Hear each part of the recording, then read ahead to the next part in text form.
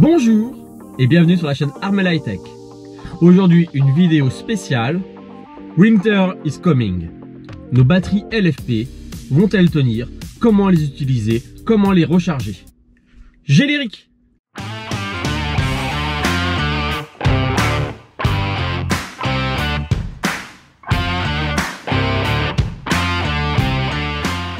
Bonjour et bienvenue sur la chaîne Armela High Tech. Voilà, aujourd'hui une vidéo dédiée sur nos batteries LFP qui équipent aujourd'hui en France notamment les Tesla Model 3 Standard Range Plus 2021, deuxième trimestre. Ces batteries ont posé pas mal de questions en barmel, comment est-ce qu'on les recharge, qu'est-ce qu'on se doit faire, etc. Et on va essayer de regarder ensemble un petit peu comment ça se passe. Et déjà, qu'est-ce que c'est qu'une batterie? Une batterie LFP bien sûr. Quelles sont les batteries qui équipent notamment nos Tesla Model 3, l'évolution prévue, et puis un petit peu, quelles sont les recommandations Tesla, qu'est-ce qu'on doit faire, qu'est-ce qu'on ne doit pas faire, est-ce que cette batterie est si compliquée que ça?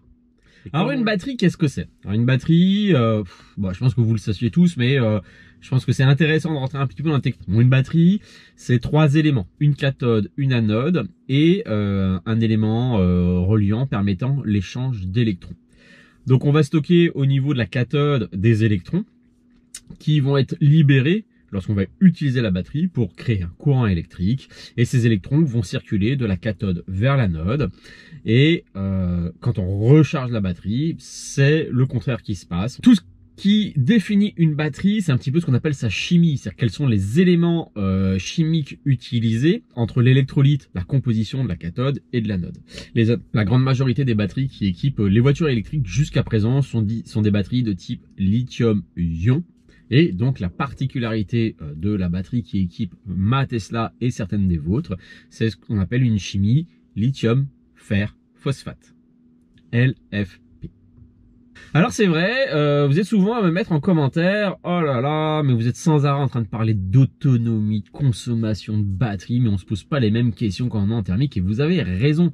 C'est vrai que quand on achète une voiture thermique, on se pose jamais la question de mon réservoir, il est constitué de quoi, quel volume, quelle capacité, etc. Voilà, bon, c'est un réservoir, on y met de l'essence ou du gasoil, et c'est vrai que la taille du réservoir compte pas plus que ça, et puis quand il est vide, on le remplit. Et c'est super facile de le remplir parce qu'on a des stations-service partout.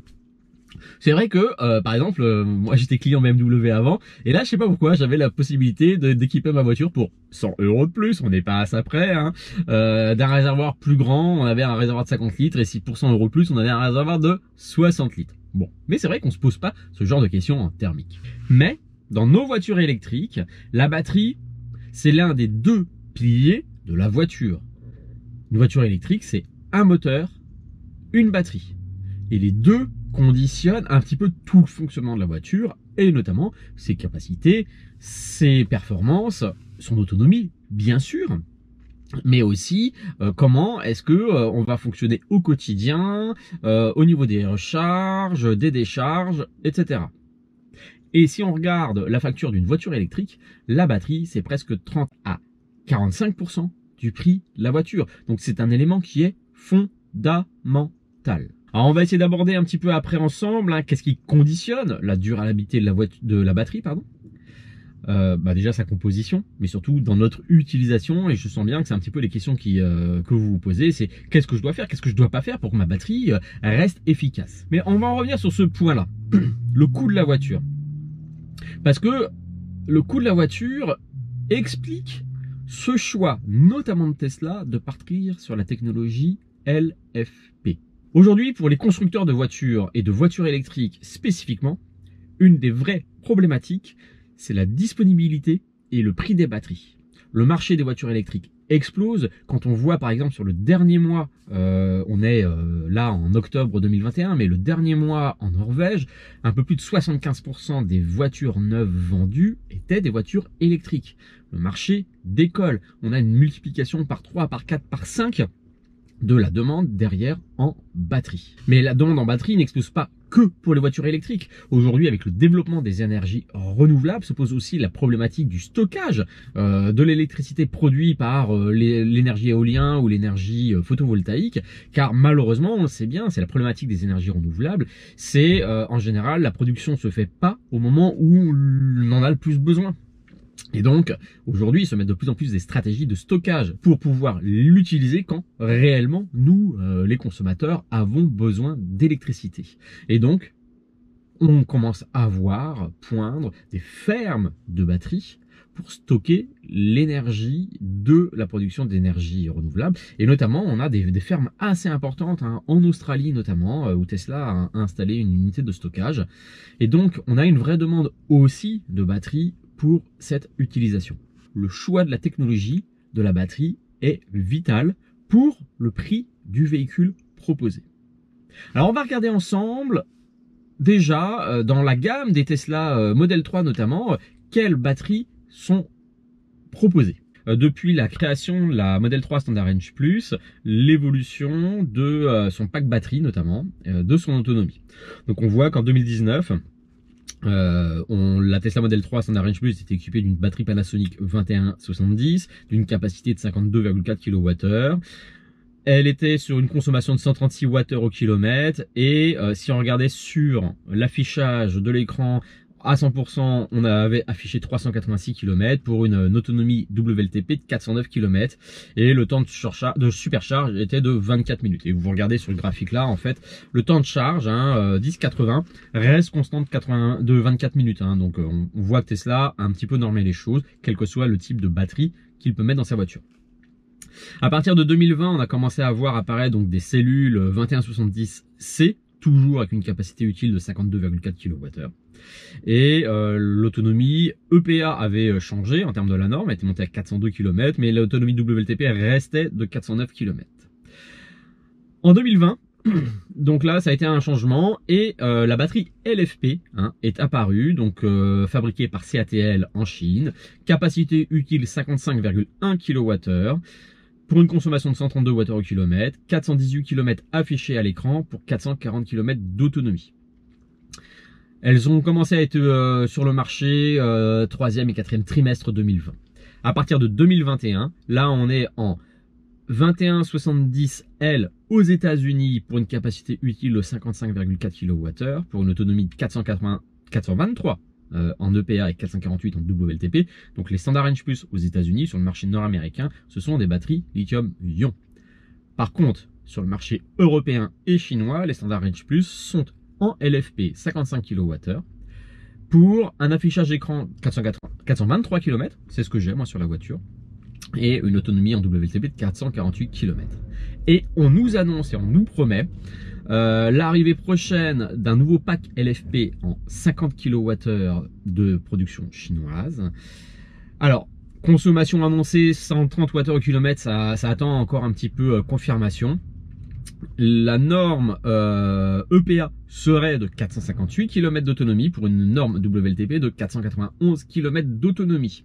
Et on pense qu'en effet, c'est une batterie LFP de 60 kWh qui équipera les modèles Y Standard Range Plus et forcément aussi les modèles 3. Donc on devrait avoir un up à confirmer en Q4 ou en Q1 2022. On en revient au sujet initial. En fait, une batterie LFP, c'est quoi? Comme je vous le disais, c'est lié à la cathode qui est en lithium, fer, phosphate. Elles se sont rapidement répandues en fait en robotique et du fait de plusieurs avantages, certains inconvénients, mais qui correspondaient vraiment à l'intérêt de ces batteries dans le milieu de la robotique. Et progressivement, les fabricants de voitures électriques et notamment Tesla, quels sont les avantages de la batterie LFP? Son principal avantage, son premier avantage, c'est son coût.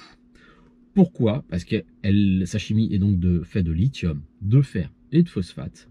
Et le fer et le phosphate sont des éléments très peu onéreux, qui sont faciles à trouver, qui sont faciles à extraire, qui sont faciles à préparer. Et c'est le principal avantage de cette batterie, c'est que sa chimie fait que c'est une batterie très peu onéreuse. Souvenez-vous que la stratégie quand même, à terme, c'est de pouvoir proposer des voitures électriques avec une autonomie suffisante et abordable.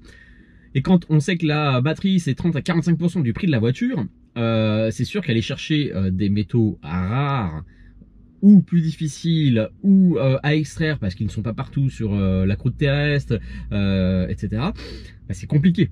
Les autres batteries, aujourd'hui le plus communément utilisé dans les voitures électriques, ce sont les batteries lithium-ion. Et on y retrouve essentiellement le nickel, le cobalt ou le manganèse comme éléments chimiques accompagnant le lithium.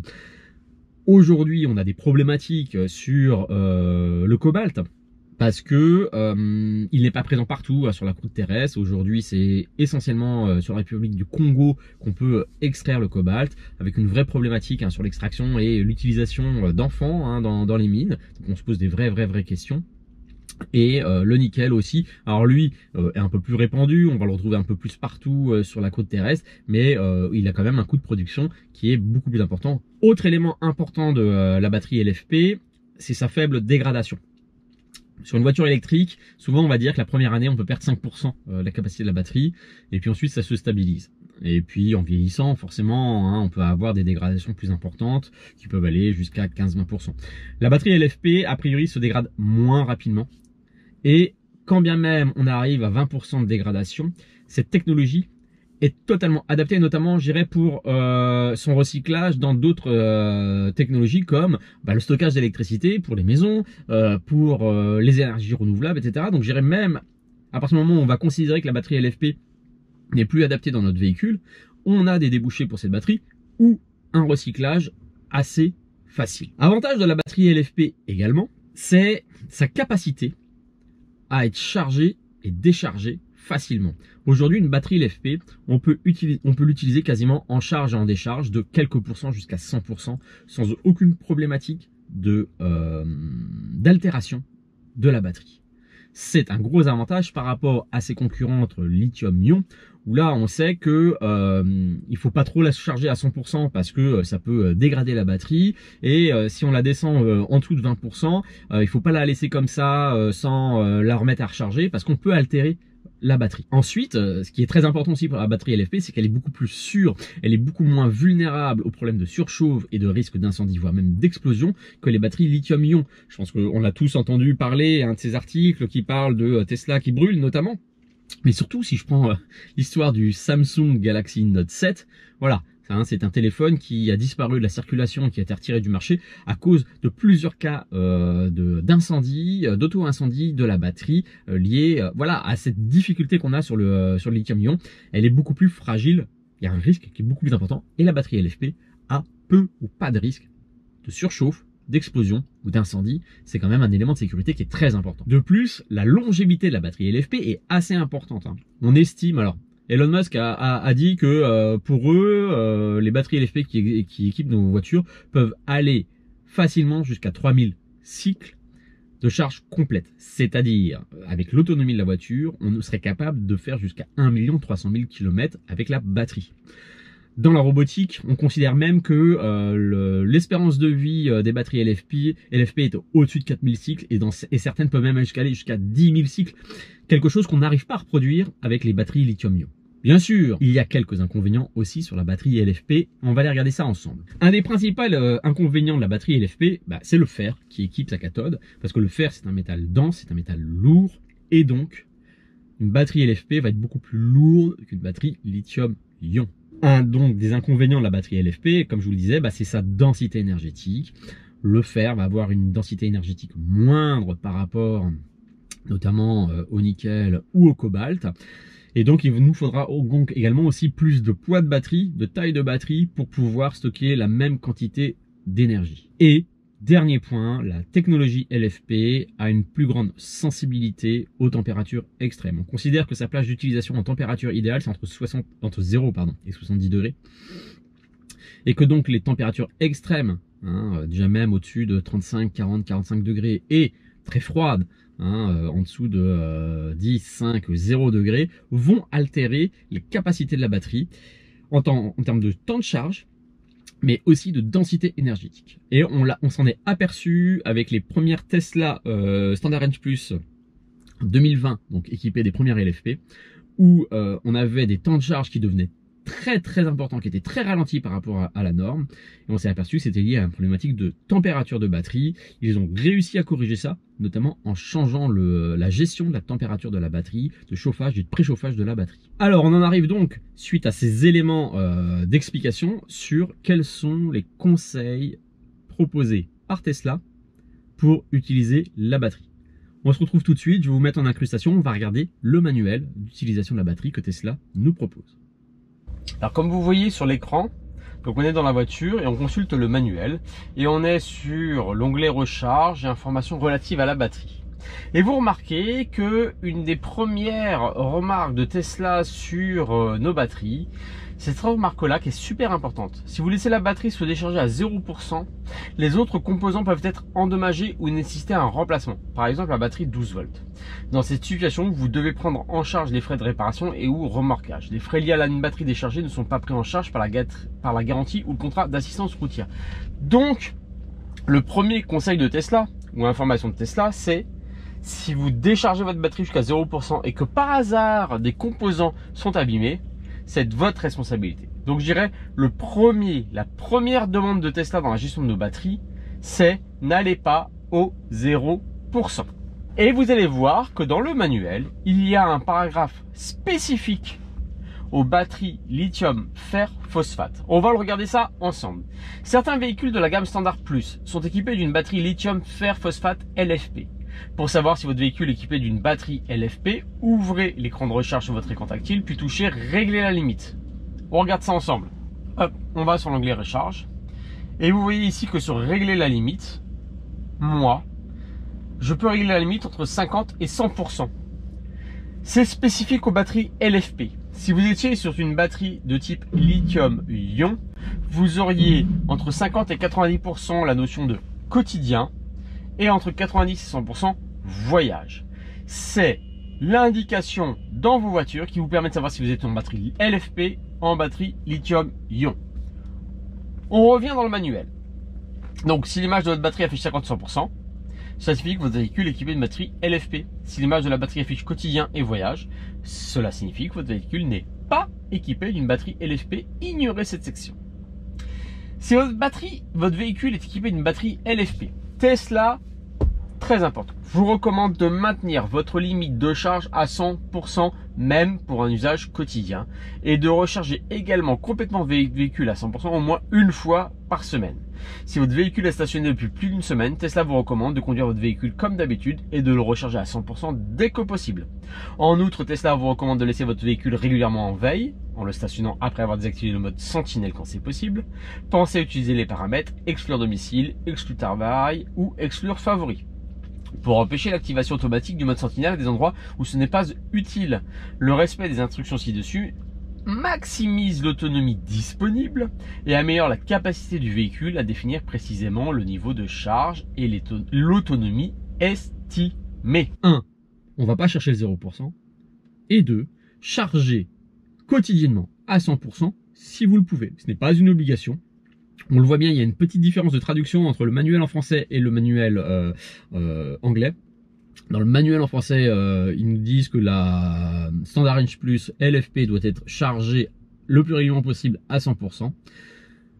Et en anglais, c'est plutôt should, donc devrait être. Donc, pour répondre à la question que vous me posez souvent, est-ce que l'on doit recharger nos batteries LFP à 100%? Oui, on peut le faire même de façon quotidienne et c'est très bon pour la batterie. Donc pour conclure un petit peu cette vidéo, dernière partie que je voulais aborder, pourquoi est-ce que les batteries LFP se généralisent donc dans les voitures électriques? Elle est peu onéreuse, elle est souple d'utilisation parce qu'on peut quasiment l'utiliser de 1 à 100%. Elle accepte les microcharges, elle est vraiment un petit peu passe-partout, elle est très robuste, Et en plus, elle n'est beaucoup moins chère à produire que les autres technologies de batterie. Et c'est ça qui est important. Si on veut pouvoir proposer des voitures électriques pour monsieur et madame tout le monde, c'est quoi les objectifs? Aujourd'hui, les industriels dans les voitures électriques se disent, l'objectif, c'est proposer ce qu'ils disent en anglais 300 miles d'autonomie, 500 km d'autonomie. Qui fait plus de 500 km en une seule traite? Je pense pas beaucoup d'entre nous. Et donc, voilà, la stratégie, elle est là, c'est avoir une batterie qui peut proposer 450-500 km d'autonomie, qu'on va pouvoir recharger, parce que de toute façon, sur des longs trajets, on va s'arrêter pour des questions de fatigue, etc. Donc là, on pourra gérer la recharge. Et une batterie qui coûte pas cher pour que l'on puisse proposer des voitures peu coûteuse et peu onéreuse. Je crois que l'objectif de Renault avec la Renault 5, c'est une voiture autour de 20-25 000 euros. On sait que c'est aussi l'objectif d'Elon Musk avec la future compacte. Et si on regarde, comme je vous montrais, a priori, la batterie LFP qui risque d'équiper le modèle Y Standard Range et les futurs Standard Range Plus en modèle 3, et ben à 60 kWh, on est en 490 km d'autonomie WLTP. Donc on y est. Et seule la technologie LFP permet cela aujourd'hui. Prospectivement, qu'est-ce qu'on s'aperçoit? C'est que les batteries LFP risquent d'équiper les voitures d'accès de gamme.